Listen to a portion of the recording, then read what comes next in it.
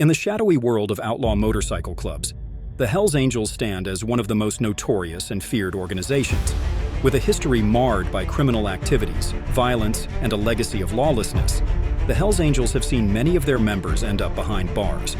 In this video, we will delve into the stories of the 5 most dangerous Hells Angels who are currently serving time in some of the world's toughest prisons. Come along as we uncover the untold stories of these individuals and the reasons they find themselves rotting in jail. On number 1, meet Rusty Coons, a larger-than-life figure both in stature and within the Hells Angels Motorcycle Club. Born in 1953 in California, Rusty Coons' fascination with motorcycles began early in life and eventually led him to become a well-known member of the Hells Angels. Rusty Coons was hard to miss with his imposing height, muscular build, and the iconic Hells Angels tattoos that adorned his body. He was more than just a rider. He held leadership positions within the club, serving as the president for the Hells Angels San Fernando Valley and Orange County chapters at different times. But Coons' assertiveness often put him at odds with law enforcement. His criminal activities mainly revolved around drug trafficking and illegal firearms possession. In 1999, he faced significant legal trouble when he was arrested and charged with conspiring to distribute methamphetamine, resulting in a 6-year prison sentence. In 2011, Coons found himself in the crosshairs of the law once more, this time for illegal firearms possession. This case was tied to the ATF's controversial Operation Black Biscuit, which aimed to infiltrate and dismantle criminal activities within motorcycle clubs. Coons insisted that he was entrapped by the federal agency, but he was convicted and sentenced to prison. On number 2, we have quite an unusual story of Dr. James Kaufman. Unlike typical members known for their tough exteriors and rebellious pasts, Kaufman was a seemingly respectable endocrinologist from New Jersey. He had a successful medical practice and a standing in the community. But beneath this respectable facade, he was involved in a web of criminal activities tied to the notorious motorcycle club. Kaufman's connection with the Hells Angels wasn't about riding motorcycles or wearing leather jackets.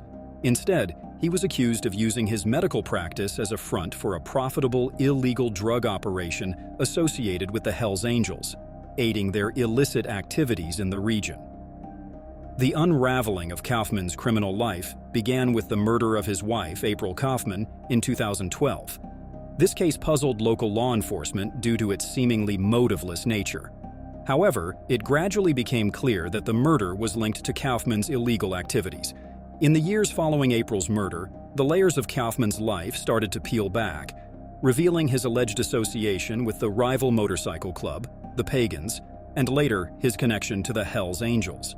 He was accused of running a pill mill from his medical practice, prescribing opioids illegitimately, which were then funneled through the Hells Angels network.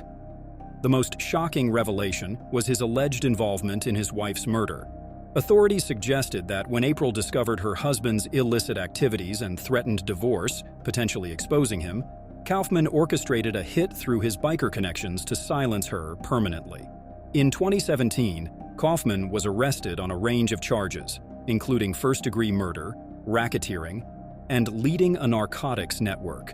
However, James Kaufman would never have to face the consequences of his crimes.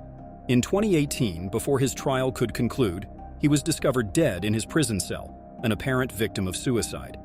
Even in death, the consequences of his actions still reverberate, leaving his story unresolved. On number 3, we have Randy "Mad" Yeager, a well-known figure in the Hells Angels Motorcycle Club. Born in 1956, Yeager's journey unfolded during a time of cultural rebellion, and like many others, he found his path with the outlaw bikers. But Mad Yeager's role within the Hells Angels was no small feat. He climbed the ranks to become the Midwest president of the club, a position that put him at the forefront of both the club's activities and its share of controversies. The nickname "Mad" wasn't just for show. It captured his fiery spirit and his refusal to back down from anything. His involvement with the Hells Angels extended far beyond the open road. He was allegedly linked to various criminal activities, including serious charges like drug trafficking, racketeering, and acts of violence. In fact, in 1997, Yeager, along with several other Hells Angels members, faced a major indictment that put him on the FBI's most wanted list, making him one of the most notorious bikers in the United States. But here's where the story takes a dramatic turn. Instead of facing these charges, Mad Yeager chose to go underground, disappearing from the public eye. His disappearance kicked off an international manhunt that lasted a staggering 17 years, earning him the title of one of America's most elusive fugitives. However, in 2014, the outlaw biker's life on the run came to a sudden halt when he was captured in Mexico's Baja California. This marked a significant victory for law enforcement agencies, ending a nearly 2-decade-long pursuit of one of the Hells Angels' most wanted figures. On number 4 comes Raymond Folks, also known as Ray Ray, serves as a prime example of how power can corrupt. He wasn't just a member of the Hells Angels motorcycle club, he rose to become the president of the Sonoma County chapter in California.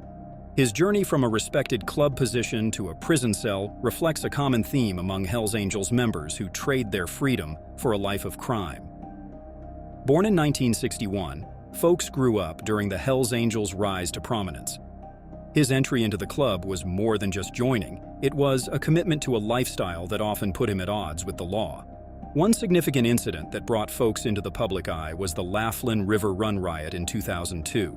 This annual motorcycle event in Nevada turned chaotic when a fight broke out between the Hells Angels and their rivals, the Mongols Motorcycle Club. Several people were injured and killed. Folks, identified as one of the main participants, faced charges of assault and rioting. However, his most severe legal troubles stemmed from a surprising source: mortgage fraud. In 2011, Folks was indicted in a complex scheme involving multiple Hells Angels members. The case alleged that Folks and others defrauded mortgage institutions by providing false information to secure loans, resulting in millions of dollars gained. This case marked a significant turning point in Folks' life. Last but not least, Otis Garrett, a member of the Hells Angels Ventura chapter, earned his notoriety through a life of crime that eventually led to his imprisonment. His involvement with the Hells Angels spanned many years, marked by a deep commitment to the club and its outlaw way of life. However, his dedication was matched by a criminal record filled with activities often associated with the Hells Angels: drug trafficking and violent offenses, often linked to clashes with rival motorcycle clubs. But the incident that changed Garrett's life didn't involve rival bikers. It was a run-in with law enforcement in 2014. The Ventura Police Department, along with other agencies, targeted Garrett and fellow Hells Angels members in a drug trafficking sting. This operation revealed a sophisticated network selling methamphetamine and cocaine in Ventura County.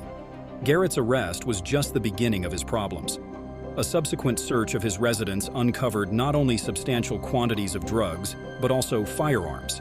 Following his arrest, Garrett faced a series of charges, including possession of controlled substances for sale, possession of a firearm by a felon, and participating in a criminal street gang. These offenses, combined with his prior criminal record, marked Garrett as a significant figure in the Ventura County criminal world and a key player in Hells Angels' illegal operations.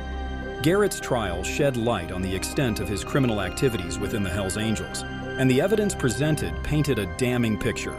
He was subsequently found guilty on multiple counts and sentenced to prison, marking the end of his years of criminal activities.